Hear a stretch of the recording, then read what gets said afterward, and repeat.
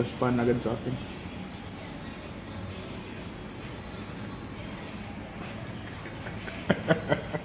Ano ulam mo, mama? Isda. Ito na lang, hindi pa na naubos. Oh. Isda sa kami, sabaw din. Ano sabaw na? Yung kanina tanghali. Kakainin lang. Naubos mo yung sabaw. Konti. Yung kanin. Naubos yung kanin. Ay, meron pong natira konti. Okay. Pinainom mo ng gamot? Ito kasi. Okay. Bisita namin. Laking katawan. Bisita, mas grabe pa magkain sa pasyente. Oo, kanya, ubos na yan. Oh. Tatlong ano yan ha, inasal. Pet chip. Ubos na rice pa. Sa rice. Yan ang rice mo. So, dapat tinatlo mo. May extra rice pa rin. Mga inasal. Amihan mo ang chika.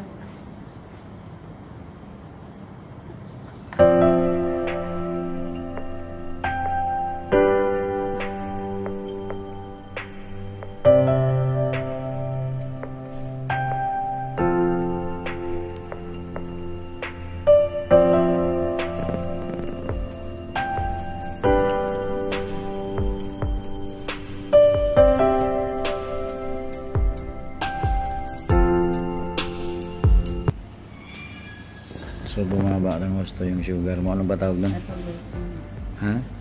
Hypoglycemia. Yun, bumaba yan. Hindi ko alam ano spelling. So, bumaba ng gusto kaya kumain siya ng kumain ng Munchkins. Pero mababa pa rin. Pakiramdam niya gutom siya pa rin.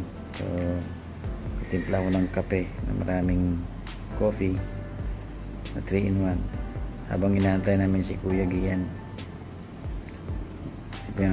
Ano na to, alas 11:30 na ng ating gabi. So pinabili muna namin si Kuya Gian ng Coke saka ano ba yan? Banwich para may makain siya. Yan, papunta na si Kuya Gian dito.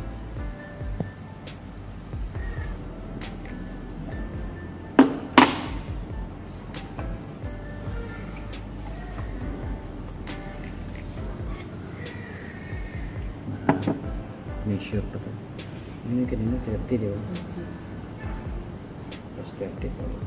Hindi lang pa. 40.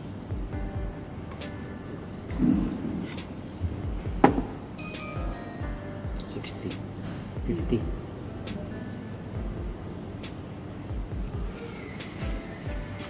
Naka-measure lahat yun.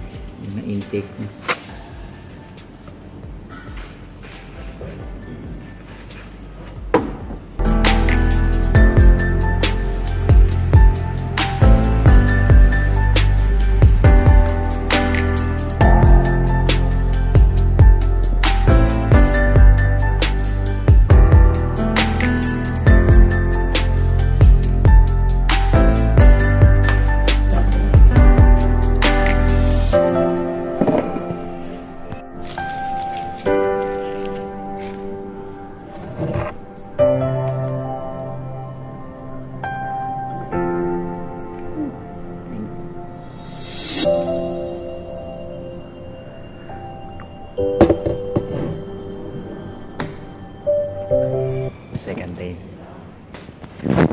Second day na namin dito. Pero dapat 24 hours lang. Kaso natawag kasi sa Sabado-Linggo. Linggo ngayon. December 8, no?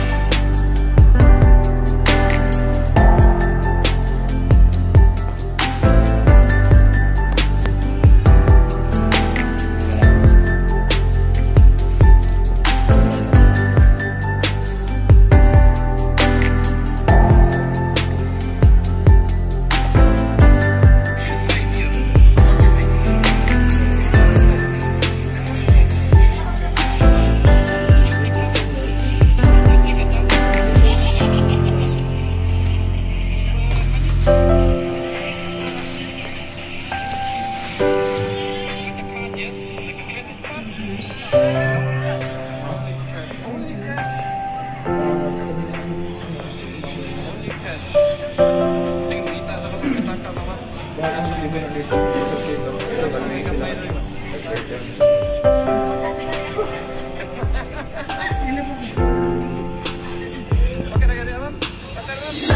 So yan, dinalhan ako ng lunch ni Kuya Gian, sisling sisig from Amsterdam. No, Ams. May coke siyo. Yes. Then tatlong rice. Mama, kain tayo? Thank you, Dong. No problem.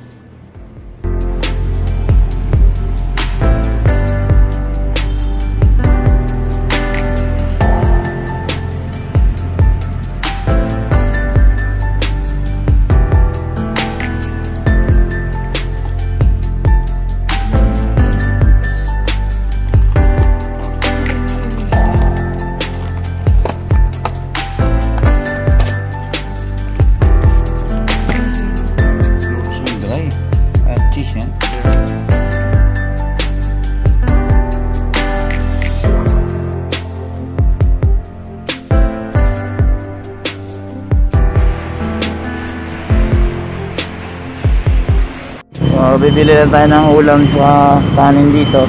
Ito lang, sa labas lang ng hospital. Yan.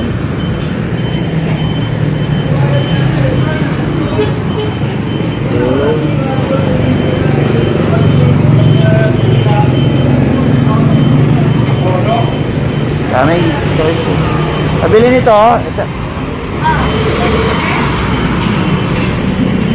Ano tulong? Tagpila isa? Dalawa saka isang itlog na. Isang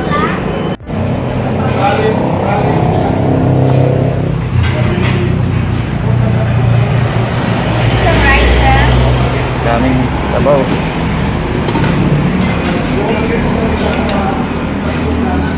So, dalawang longganisa, isang hard-boiled egg, dalawang biko, isang rice, 75 pesos lang. Di ba? Maganda. Ayan, ilang hakbang lang sa hospital. Yung kotse ni panganay, may Kuya Gian. Walang ligo. Yung kotse niya, iniwan niya dito. Yung akin, yung ginagamit niya ngayon.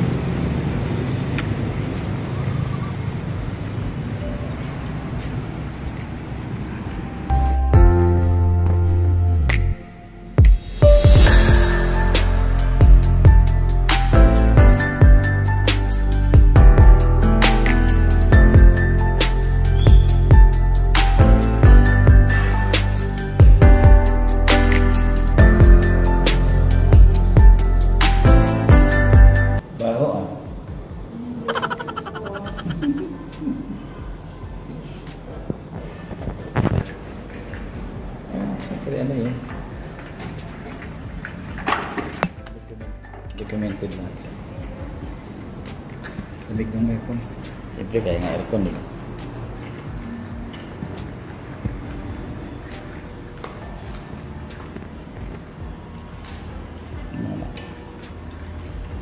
Dito pa. Oops, sandali.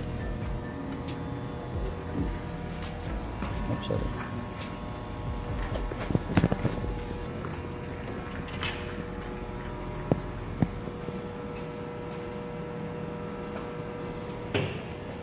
Tapos ako naman magtatrabaho. Work from hospital. Work from hospital.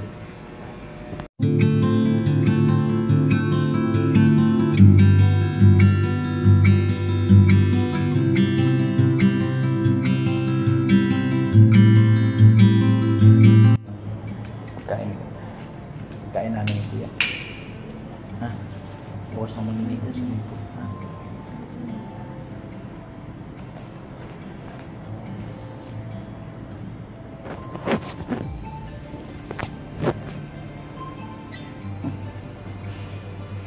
Maghanap muna ako ng pagkain namin ni Kuya Gian.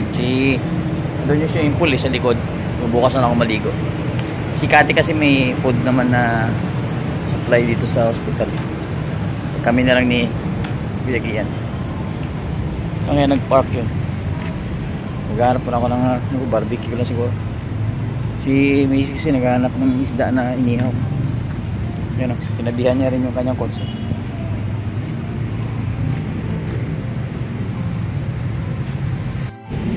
Saan ba dumadaan tong batang to at laging maputik?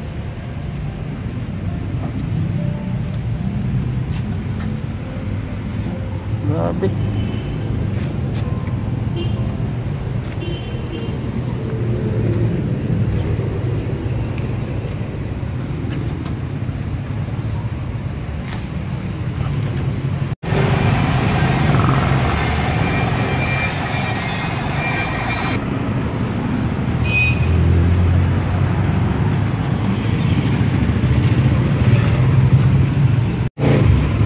Yun.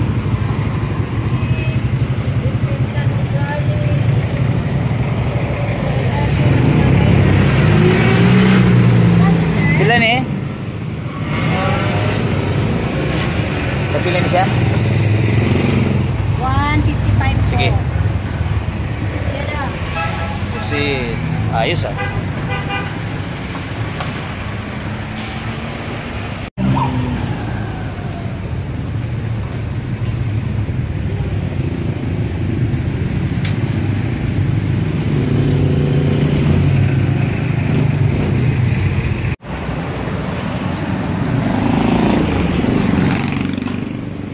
Isa lang yan oh.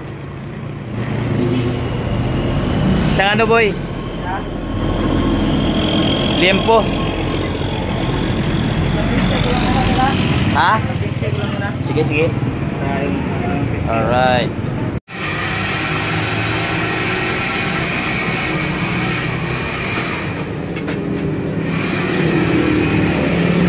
Dili ito speakers kana. Yes.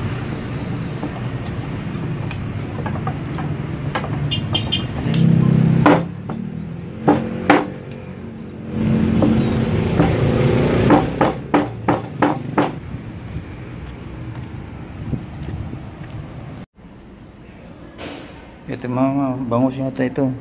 Ay, hindi. Ano yun ah? Parang malaking isda. Paksiw. Sabaw, saging. Ito yung binili ko kanina sa labas. So kanina, may hinatid din si Kuya Gian na Dunkin Donuts, spaghetti, Jollibee, saka Coke, saka binilhan niya rin si mama niya ng Chips Ahoy cookies. Pagod galing sa eskwelahan. So padagdag na ng padagdag yung mga machine na kinakabit dito.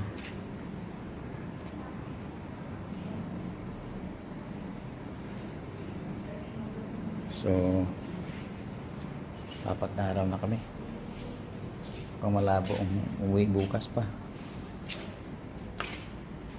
Ito, dinalan kami ni Kuya Gian ng Dunkin Donuts. Itong chocolate drink ni Mrs. Ayan. Saka kanina spaghetti ng Jollibee. Ka lang? Ha? Kumusta yung may mga friends mo? Kanina pa kami nag-usap. Ano sabi? Wala ba mga kalukuhan gagawin?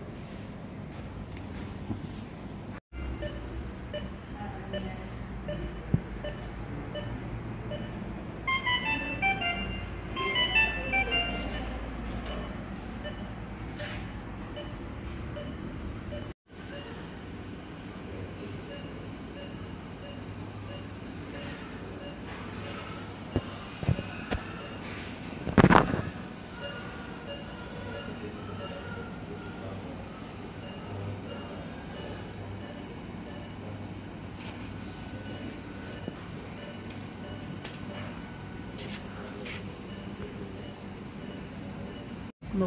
So ito na yung sitwasyon dito. Gumrabe yung nangyari kay Mrs. kagabi. Mga nag-start yung 8:15 hanggang 9 hindi na siya makahinga. Iningal na hindi siya makahinga, kaya inasikaso na siya ng mga nurses at mga doctors dito. Yan yung mga aparatos na kinabit sa kanya. Yan. Ano ba yan? Yan. Para sa heart niya. Tapos yun naman, ECG yata yun. Tapos nagdagdag pa ng kung ano-ano doon sa taas. Hindi ko na alam. So, matagal to. Decision ng doktor na i-dialysis na lang. So, ayaw pa ni Mrs. kagabi. Kasi nga, ayaw niya talaga magpa-dialysis. Sabi ko, nakipag-ano pa kami doon sa doktor kagabi. Tinawag ko pa si Kuya Gian. Alas 11 ng gabi pumunta dito. Para i-convince si mama niya na magpa-dialysis. Pero ayaw ni Mrs. So, kaninang umaga, nagising, nag-breakfast. Din siya mismo nagsabi na magpa-dialysis na lang, which is maganda para matapos na yung problema. Although may forever sa dialysis.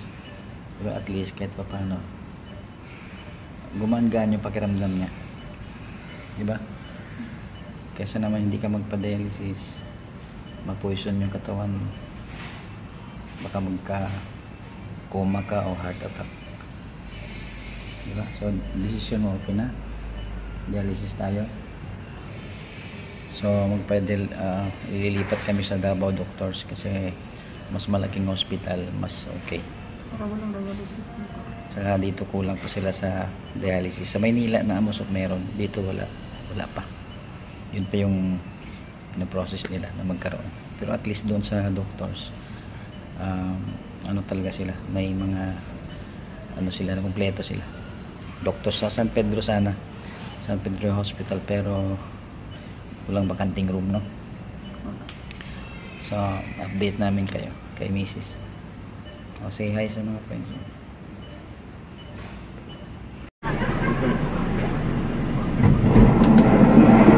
Si Kuya Papa. Kinokontak ko nga eh.